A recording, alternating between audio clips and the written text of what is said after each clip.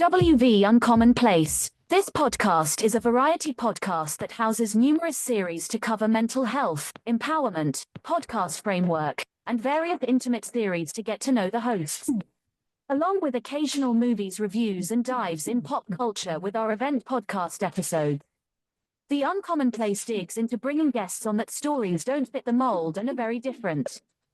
WV stands for the great state of West Virginia, and every quarter we cover something in West Virginia. Stacey and myself, JR, are your hosts, so please come along for this venture to Uncommonplace.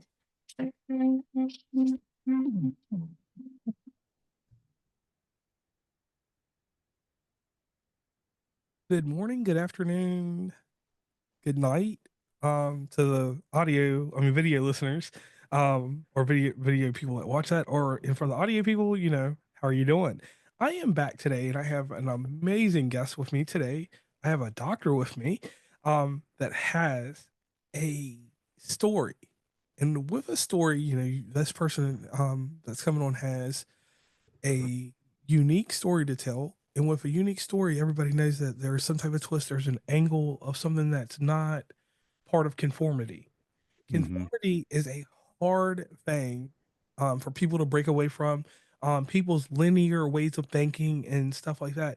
In this show, we like to test the narrative. And when I say test the narrative, I say this in this light. It's not necessarily testing. It's like this. You need to know a different perspective. You need to see the lenses of someone else. You need to be able to not have empathy, not embrace, but be a part of something different. And today I have with me Dr. Lane Igoudin, and he is here to tell us his story. So the nostalgic question we ask on this show is, who is Lane? So Lane, please tell us who you are, and then he's going to do something special on the show that we've never had done before, and he's going to tell you about that at the very end after he gives you his bio real fast. Right.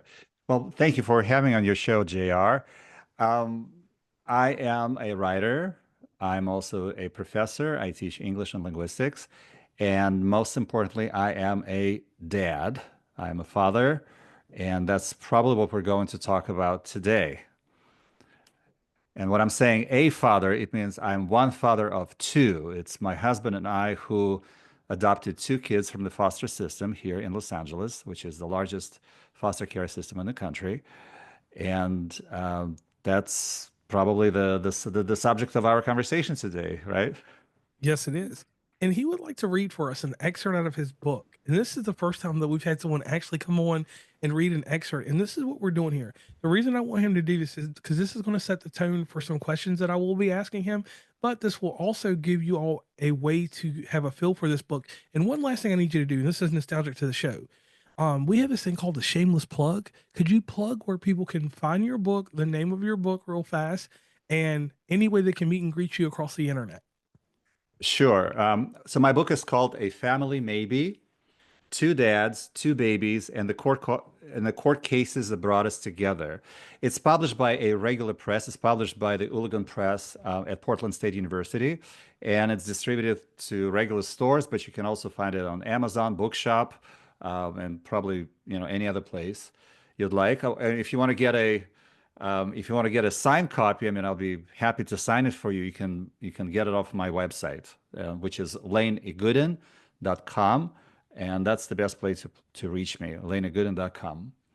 So thank you for introducing my book. It came out last year. It came out about a year ago. We had the launch in Portland last February. And then I was touring up and down the West Coast. Didn't make it to West Virginia, but I made it to Mexico City and a few other places.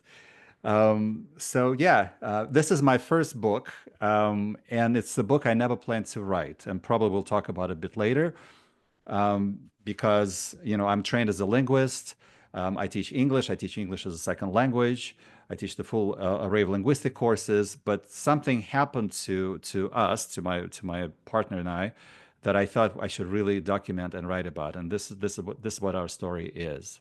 So I'm going to read the first chapter from my book called.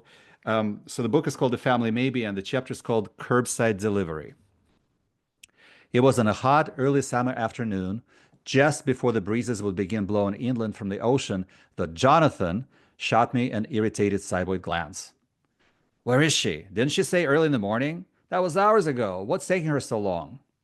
A 6'3" athlete with the face of the Bridgerton lead, my partner John was lining up daisy patterned onesies and burp cloths by the bassinet in the baby room. I had heard him vacuum this room earlier, and before that, tidying up the crib and the toys in the baby room upstairs. Patience, dear, I sighed. Patience, give her a few more minutes. She should be on her way. Like John, I was trying to control my anxiety by being useful, yet I couldn't help rushing to the window every time I heard a car drive by. Jackie Willis, our designated Los Angeles County social worker, was neither here nor responding to my calls. Did the county change its mind? Did they release the baby to her mother, Jana? We had been living with this uncertainty for months. Jana was due around Memorial Day, but with office closures and Jackie out on medical leave, the baby could have gone to the wrong home.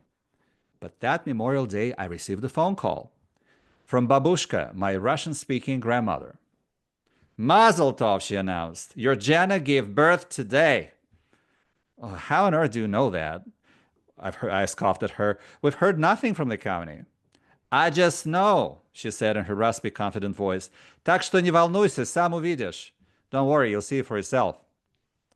I relayed her announcement to John, and he chuckled at my dear 84-year-old grandma, our closest ally in the family. I chuckled too, but deep down, I felt even more anxious. What if she was right? I had no experience raising a newborn, nor did John. Zero. We had been trained and certified that was all just textbook learning.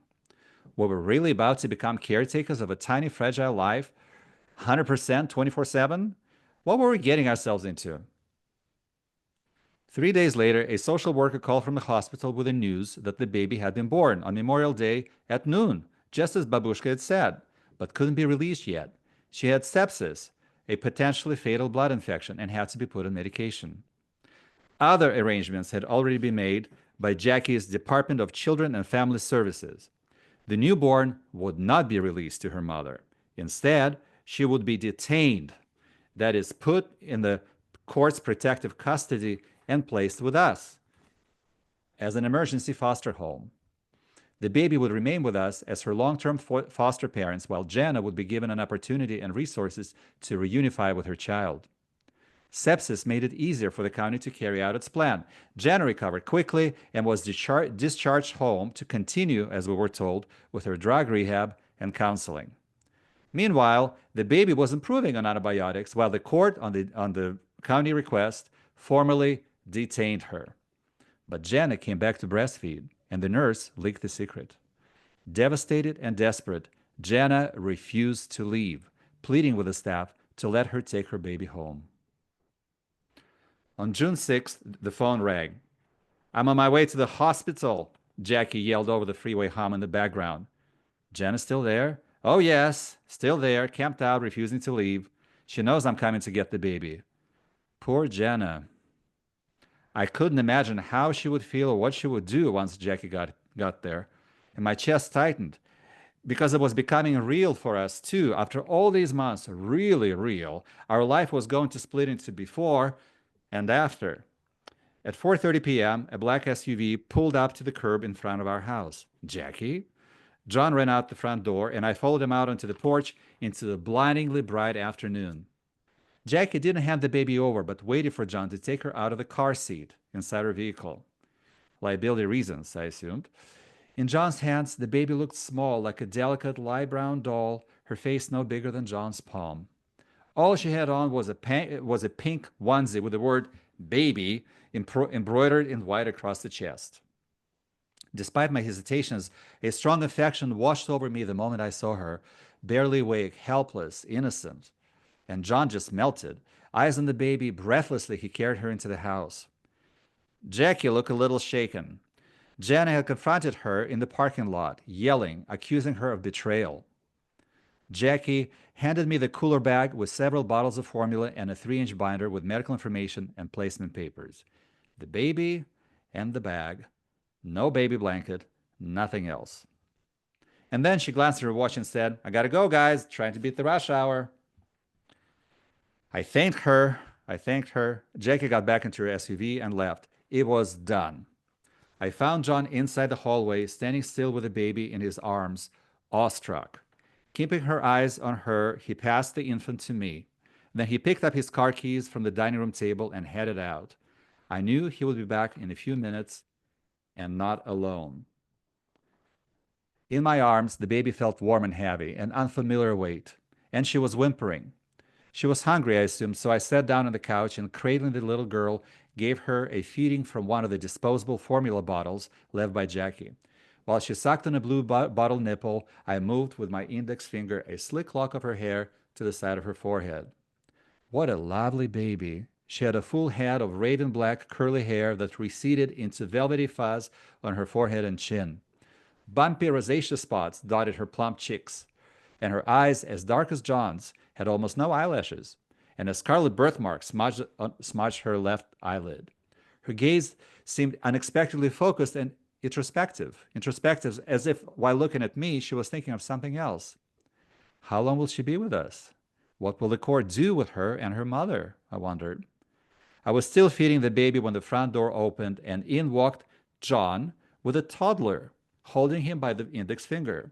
Her cheeks rosy after a day of play at her preschool. The baby's older sister, Mariana. Thank you. Wow. That was so vivid. I felt like I was there. I mean, I'm not gonna like it felt like a sitcom, the way you were reading it to me. I could picture it. I could do the production on that. So let me ask you this to start off. So you have a baby, and now you have another baby, and these babies are close succession because they're a toddler and a few weeks They're old. about 2 years apart, Okay. and so my my memoir starts about a third of the way into our journey, and then in the next few chapters, I explain how we ended up not with one but with two children. On, by the way, the day was 666, June 6, 2006. Okay. Easy to remember. So how we ended up getting to this dramatic point that I just described and what's going to happen leading forward, you know? And so what had happened is that we already had her sister. We had taken in her sister on an emergency foster placement with an intention to adopt. And there are various reasons why this happened. But in the meantime, her birth mother was absent. Then she reappeared, and she reappeared pregnant. And the county asked us if we would also take her newborn when she gives birth. And of course, we said yes, would love to. So this is how on that uh, eventful day, I should say that, memorable day, we ended up with two children, not with one. Whoa. So let me ask you this. Foster adoption. Like, what are like the top 5 or 7 things that you should think about before you even get started down this process and journey?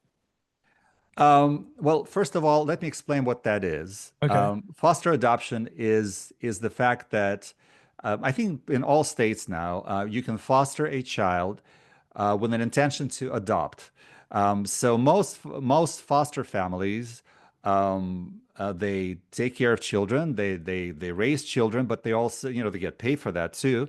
But also it's not your child. You are fostering a child, and and when the county, the state finds birth family or some other long-term placement, let's say an adoptive adoptive family, you are willing to part with the child and let them move on and go on their way. With foster adoption, it's pretty much the same process, except you are from the get-go the adoptive family. It's called concurrent planning. The adoptive family, in case the family reunification, right, sending the child back to the birth family, doesn't work out, and that's exactly what we were. That's exactly what we were. However, right away, I want you to notice this sort of this double compound in this word, foster adoptive. There's an enormous amount of tension and difference between those two things, because as a foster parent, you're one thing, and as adoptive parent, meaning that this is my child forever, this is my daughter forever now, right? I cannot just sit there and watch the courts do things, that are somehow endangering the child and are potentially leading to the breakup of our family here. So that dilemma has been there from the very, very beginning. Okay. And would you like me to talk to you about some of the takeaways from Yes, from yes, being a yes. foster adopted parent? Well, I would say I would like to maybe narrow it down to just a few. So Okay. first of all, my first advice is if this is the route that you're interested in, you really need to expect the unexpected. You need to learn about the system and arm yourself with resources. And we went into the system, we got certified and we did all the parent training that was required, all that, but we really didn't understand the system. We didn't really understand what's happening from the legal standpoint. And so when things began to go wrong or strange or weird, this was all new to us. And this was, by the way, the original intention for me to write this book because I wanted to share this experience as to what, how things can go wrong and what to do when they do. So expect the unexpected. It's going to be an unexpected ride. You can have an easy process from the placement to the adoption signing, or you can end up with a story like ours or worse. Okay, so expect the unexpected. Another thing I would advise is to know your limits in choosing a child and stick to them. Because Jonathan and I spent a kind of a long time figuring out exactly who we could foster and adopt. We wanted to have a sibling set, maybe of two, maybe of three. We want him to be, a certain age. We're open to all races. Jonathan is African American. I'm white. So we were, and that's I described it pretty well in the book. All kinds of things that we went through to get to that point. But we also kind of knew our limits in terms of medical care we could provide, especially considering it was only the two of us. We had no family support, just John and me and John. So kind of just know your limits. Another thing is, as our children got older, is to resist projecting your expectations on your child. So, each of us is a certain individual. We have our history, we have our strengths. But I'm telling you, whether your children are natural born or adoptive, you need to build on their strengths. They're not you, and that's something I kind of learned the hard way, expecting my children to be who I am. But early I began to realize, but no, they are who they are, and let me figure out exactly what they're good at, what their strengths, which way their lives are going, and so that seems to work. And then another thing I would say is that parenting is hard work, 24/7, like the two of us, just the two of us. But respect your needs. You are a person too. You are a person too. So what will it take for you to continue to enjoy your life? Can you calendar in I don't know, a couple of hours of, I don't know, baseball practice or hanging out with friends or going out? So there's some things that you can figure out that are good for you. But also parenting is a very exciting time because you can also sort of be a child again. Notice those moments, be with with your children. It's not just them playing. Open your eyes to how they play with them. Don't read or text. Just pay attention to them and share with them. Be silly. Have fun with it. So I felt like I've been a child twice. Well, two and a half times in my life now. So that's a good thing. And the final thing I would advise, as I mentioned, Jonathan is my partner now, my husband. We've been together 27 years. Do not take your loved ones for granted. Respect your partner. Um, take care of them because ultimately, the nucleus of your family is you and them. It's you and your partner. This is where it starts, and this is where it should be. You know, by the time the story is over. So remember to pay attention to them. Remember to love them. So that's probably one of the biggest takeaways from my experience. And I could tell, by your reactions that this had to be emotionally taxing on you and your husband because the thing with dealing with foster care, I was never in it, but I had my aunts and uncles were foster parents, and they didn't adopt. They went through like a 4-year process until they were able to adopt, and these were older children. I'm talking about like I was like Hmm. 13 and those kids were like in the high school age like I was. It took till their senior year that they were adopted, and by the time they were adopted, they were adults. Literally a few months later. But it was the whole process of the family of having a nucleus, having a structure to it, not a conformity structure, but a structure that made sense. Two parent household, not projecting, like you said, because the one thing that I will say, it doesn't matter how you get into parenting, living vicariously through your kids is a bad thing. And, you want them to do things. And I thank you for pointing that out for me real quick, Lane, because the thing about that is that so many people project, like you said, onto their kids. They want to Yes. do this, they want to do that. And you tarnish the early years and the formative years with your children by doing that. So thank you there. Now, Mhm. one thing I Can I do, give you an example of that? A yeah, quick go ahead, example. go ahead. So our older daughter, um, I'm not an athlete. I mean, I don't have a single athletic bone in my body. I love yoga, but I can't, I don't do sports. So I couldn't never relate to somebody who is an athlete. Our older daughter, I noticed when she was like 2.5, maybe, she would lift the baby bath after we gave, bath to her younger daughter, I mean, younger sister, and lift it with one arm and pour the water out of it. I began to notice she has this amazing upper body strength. And like as she was getting a bit older, I'm like, well, and plus she's very competitive, she's very sort of determined, assertive. I'm like, it looks like she might be interested in sports. So I thought about like what kind of sport would be good for somebody with a lot of for a girl with a lot of upper body strength. And we ended up actually gravitating, and she ended up playing water polo for 7 years. And it was such a great, and I think such a formative experience for her, for her, structure, health, body image. But it's like, if somebody told me, 5 years earlier that, oh, you'll have a child who plays water polo. I'm like, me? Really? Moi? But but there she was. There she was, So it's something like, if you really keep an eye on, well, what are they good at? What are they good at, really? Okay, okay. I like that. Now, let's get into your heritage and your background, your Soviet Jewish Yeah, yeah, background. sure. Okay. Sure. Now, raising a family, adoptive family in a mixed marriage in your Jewish Hmm. faith and culture, how do you navigate teaching your heritage and spirituality to them along? Because, basically, I want to call you and your family the United Nations because you Pretty have, much. you have everything in a circle. You truly are the American dream, in that instance of having all this culture. So, how do you teach your culture to them and your spirituality? But I should say this because today what you call the American dream might be the American nightmare to some other people. Right, right. But yes, we are. Like, I am Russian Jewish, and by Russian I mean my family actually did come from Russia. We came here as refugees from the USSR, from the Soviet Union. And you can pick up on some of my accent because I was not born in the United States, came here as a refugee.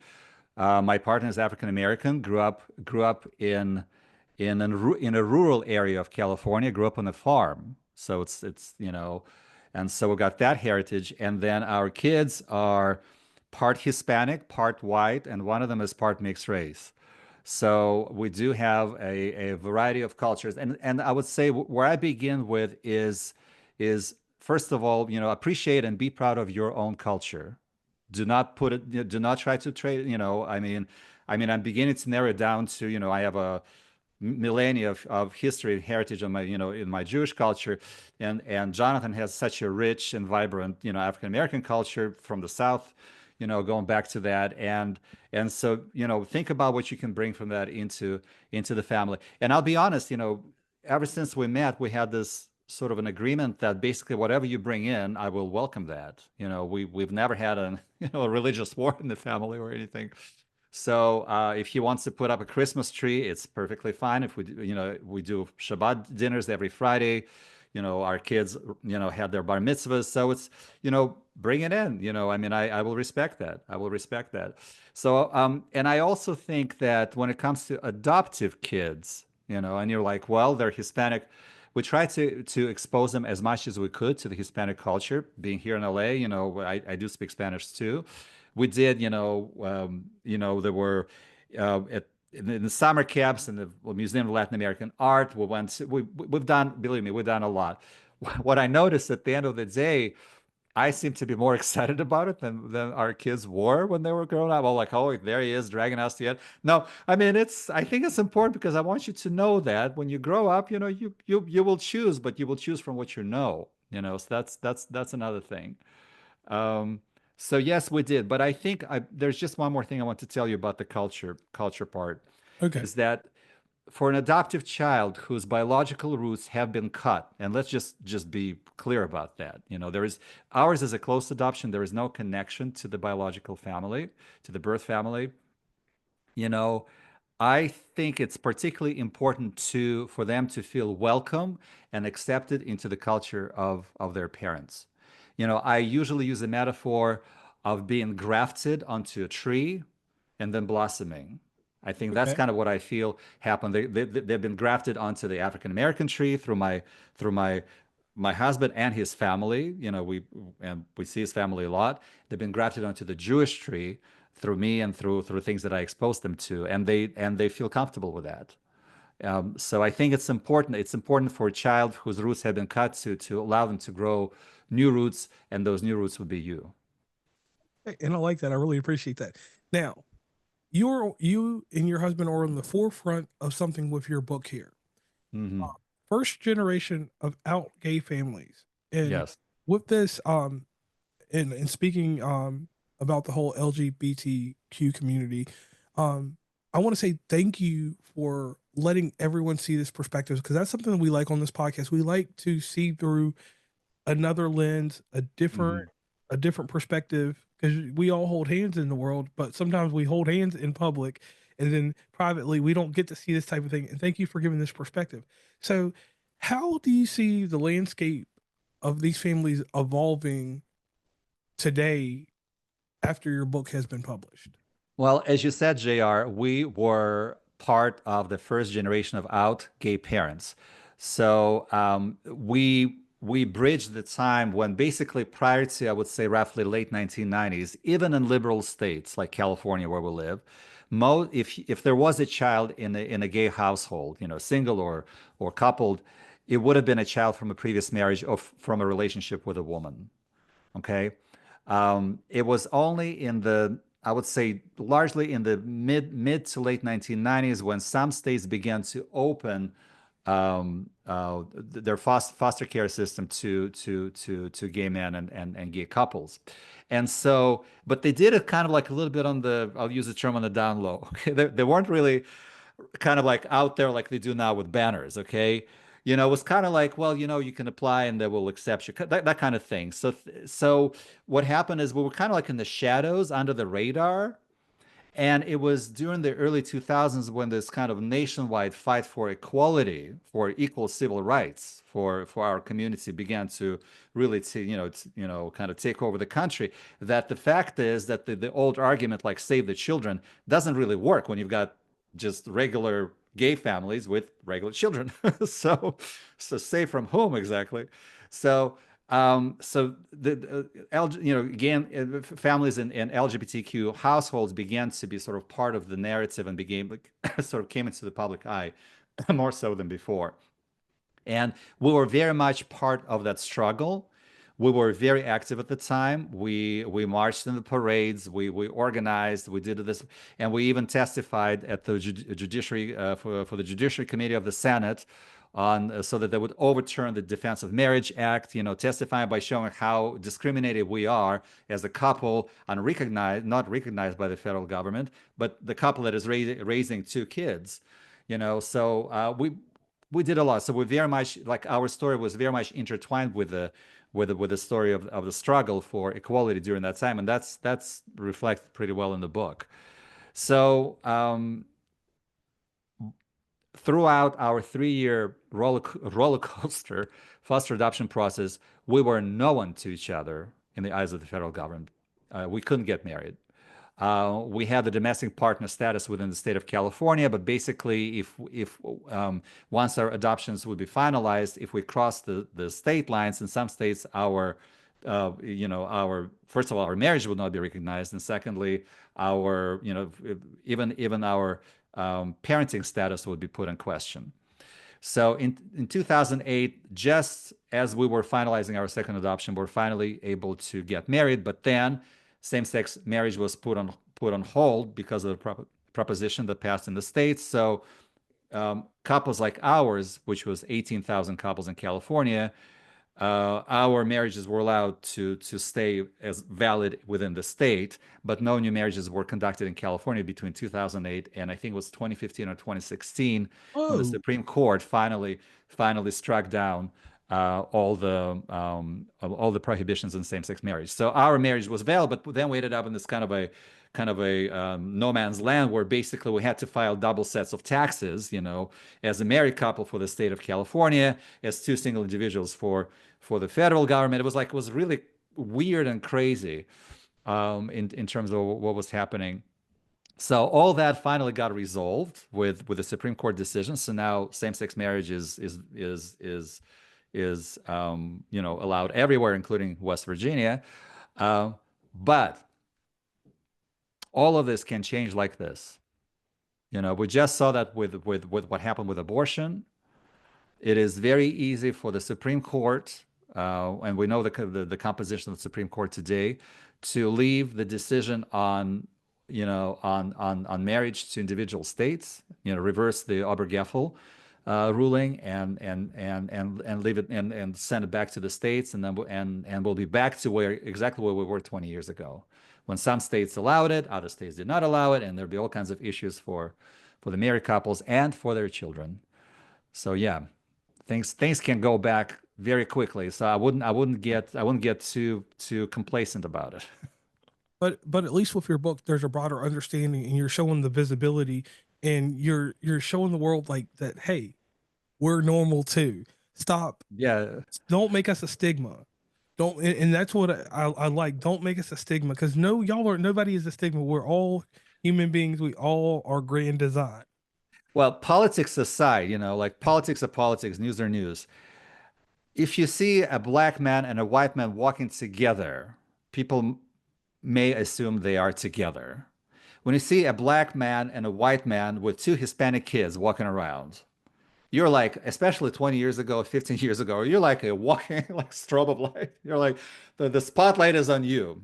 Heads will turn. People will ask all kinds of crazy questions. Some people give you attitude. It's just like, yeah, and you kind of, I would say, you get used to that. You take it in stride and you claim your space. That's what I've always done in my life.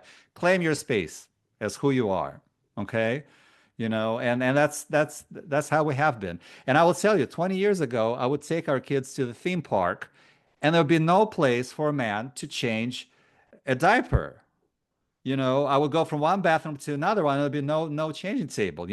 So the attitudes have been changing. The whole idea of, and I wouldn't say it's because of just gay man raising kids, but the idea of what it means to be a father, I think, has been really evolving in the last 20 years. But and with that well, if we really pay more attention to fathers, there are also gay fathers out there. So yeah, in that sense, I think especially here in California, things have changed. And I hope in other places as well. But I do remember that. I do remember the looks and Oh yeah, man. good old days, huh? Okay. All right. So Lane, there's a portion of the show that I dedicate to a news magazine that I watched growing up on Friday nights. I watched TGI Friday on ABC, and later on there will be the show called 2020 that will come on. They had one guy, his name was John Stossel. He was on there for comic relief. There was a lady named Elizabeth Vargas and a lady named Diane Sawyer. They were very poignant with their interviews. They were probably the best interviewers on the show. And then there was this one last lady on there, the late great Barbara Walters. And Barbara Walters had two things to her. The first thing was, if she was doing a really good interview, they would let it go over till 11:05 at night, cutting into the newscast. If she was doing a flat interview, which you can't be great all the time, they cut her off at 11 o'clock. So you knew that the information you were getting, it was still profound, but it wasn't like what you heard last Friday. So Lane, are you ready for your 2020 questions? 2020 questions. Okay, well, are you gonna put on that sweater that you used to wrap around her neck? I need to do that one day. I'll do that next time. All right. Okay. So let's go up here. All right, hit it. Ready. All right. Your John Stossel question. This is the fun one we do. In the morning, when you get up, what is the first thing you do in the morning? Honestly, I say my morning prayers because I am an observant Jew, so I do. Okay. Yeah, And so I what is start with morning prayers, and part of it is I do thank the Lord for the family that I have. okay? I appreciate That's a that. very All right. So, what is the first liquid you put in your body in the morning? coffee. Oh, coffee. All right. Now, tell me how your coffee's made. Um, French press. I mean, the day before usually. They're leftovers. I'll warm them up. All right. And how many cups of this coffee do you take from whatever time you wake up until your afternoon? Maybe one or two. All And right, so if I drink it too late in the day, I'll be up all night. okay, so you've got limits. So after you drink this coffee, you go on with your work day. You get the children are doing things. You and your husband mingle or whatever goes on. What is the first portion of pollution that you put in your body after everything's done for the day? What's Pollution, Yeah, pollution. I'll give you an example. So for me, right? I'm 39 years old. So I Hmm. have classic TV shows that I like, and I get an hour-long lunch break. And I know this is bad, but we always turn on the news or turn on this or that, and people get on the social medias and scroll. Well, I'll get on Hulu or one of my streaming services, and I'll watch one of these older shows, like a 30-minute show. It was a show I used to watch called Mama's Family. From Mm. the 80s. I'll watch. It's got Vicki Lawrence on it. I watch that comedy because it's a comedy from my childhood, and I watched it with a deceased. My grandma's deceased now. I used to watch it with her, so it gives me a little comfort and puts a smile on my face. But the thing is, it's TV, and we know that if you do it too much, it becomes pollution. If something negative comes from it, for me, it's a smile, and it gives me a recollection of a good time when I was a child. So I figure it's still pollution, but it's still a good thing for me because I get to recollect. It gives me a memory that makes me feel good for the rest of the day. So what about you? Um, well, I guess when it comes to that sort of pollution, it's more like in the evening when, like before going to bed, and um, okay, there's such the ones where these things called DVDs. Yes. We have the complete set, which is 7 seasons of Golden Girls and DVDs, Oh, okay. So you watch B? which I got them off of Amazon, and I don't know if they pirated or what because I've never seen them for sale anywhere. But yes, seven seasons. So sometimes I watch it. What's interesting? Our younger daughter has this incredible appreciation of camp. I don't know if it's just her growing up in a gay household or just her being her, but she loved watching Golden Girls with us.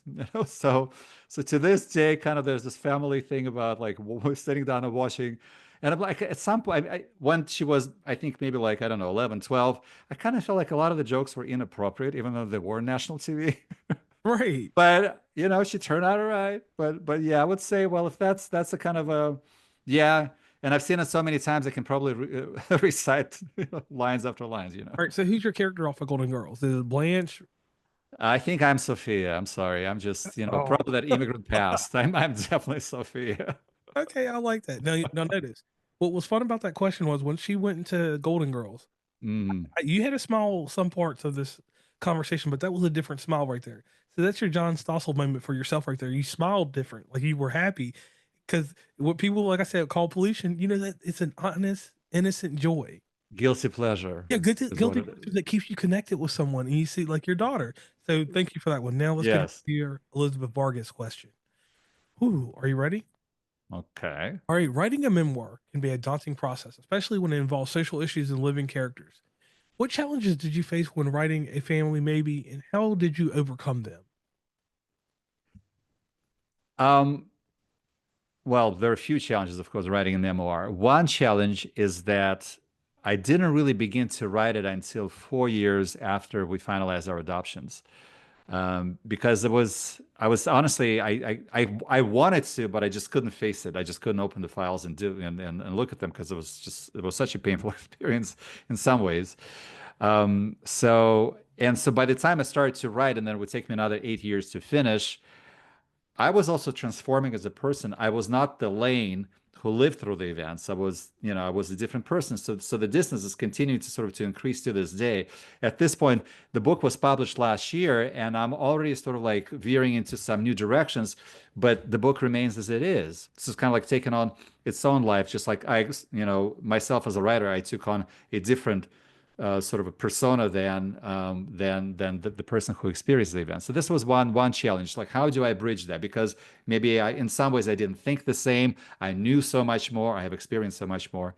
And another challenge was because it is a memoir which highlights the social issues, which is specifically child welfare.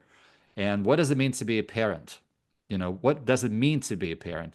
How far do you give weight to the paternity as opposed to nurture? So like all these questions.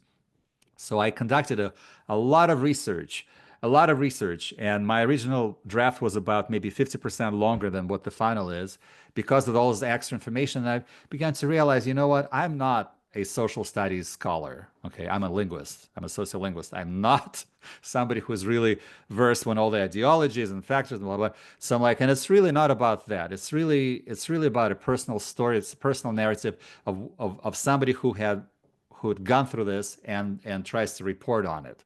So I started to cut back on the research while still keeping the story the way it was. So that was a challenge. That Okay. was a Yeah. challenge. Now, this is your Diane Sawyer question, and this one is good. Yeah. You talked about the spiritual and transformative side of parenting. How did how did parenting change your outlook on life once you had both those babies on 66666? I mean, not too many 6 6s, but you get what I mean. The day after, what happened on 6 7? What was the outlook on 6 7? How did your parenting change went from one baby to two babies? It was hard because basically we had a newborn who had her own set of needs, and then we had a pre-toddler, a 12-month-old that needed to be also, taken care of. So and it was just the two of us, and we both had full-time jobs, so it was a very, very challenging time.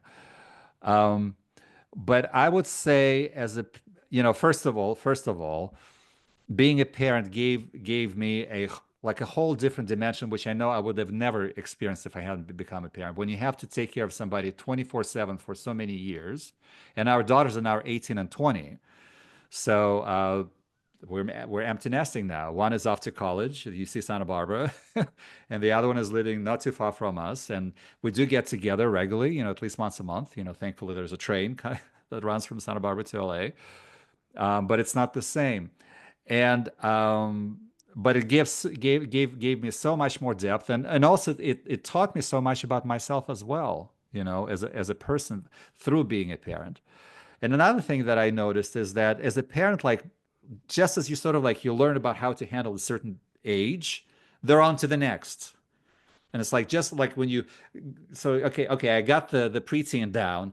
Now there are two teenage girls. Okay, deal with that for the next 2 years. Okay, and now okay, well, okay, I know what to do, how to do this. Oh no, now they're young women, and now we're talking about boyfriends and boyfriends' families and so things like that. So it's like one, it's a journey that never ends. And so now I'm learning how to deal with adult kids. How to parent an adult child in an effective way.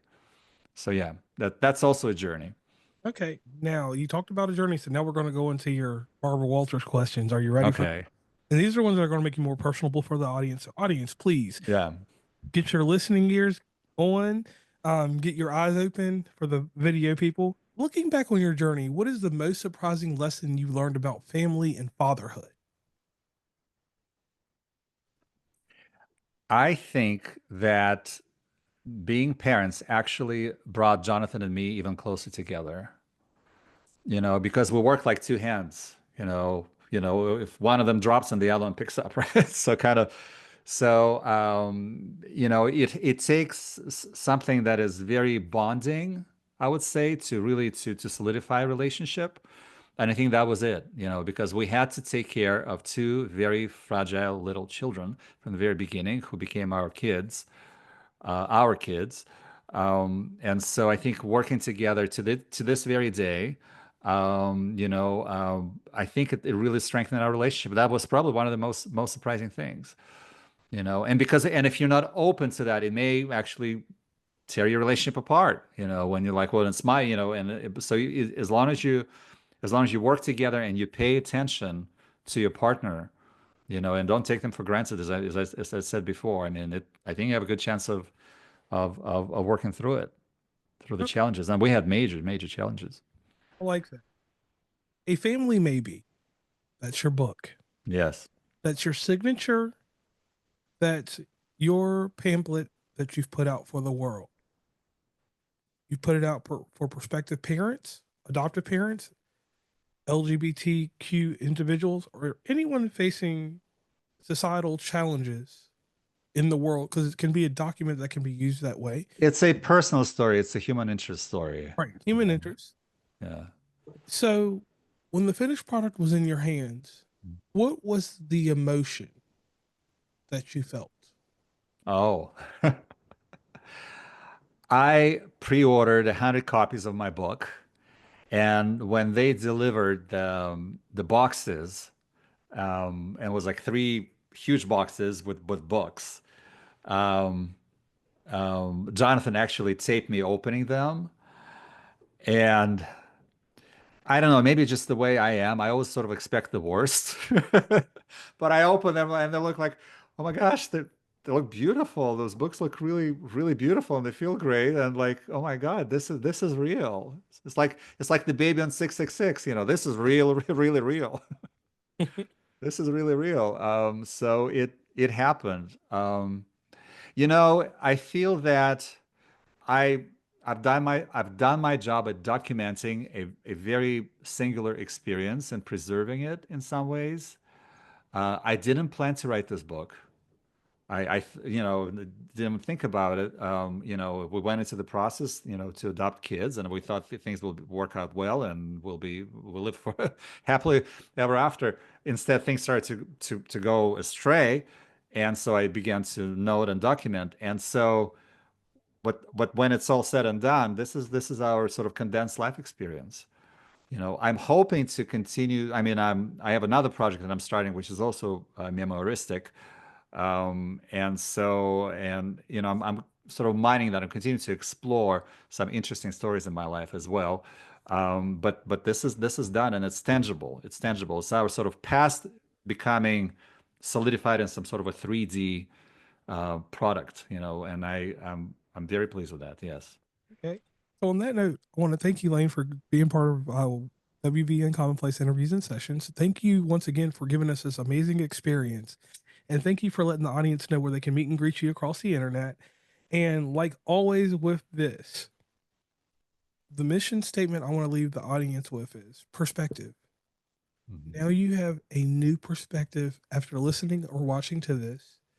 In the show notes, so there will be amazing things where you can meet and greet Lane across the internet, his book, pick it up. And everybody knows my trick about going to your state library and getting the ISBN for this book and asking your state capital library to order the book so every county in that state gets it. That's something that's forgotten by a lot of people. So definitely go do that so this book can be immortalized.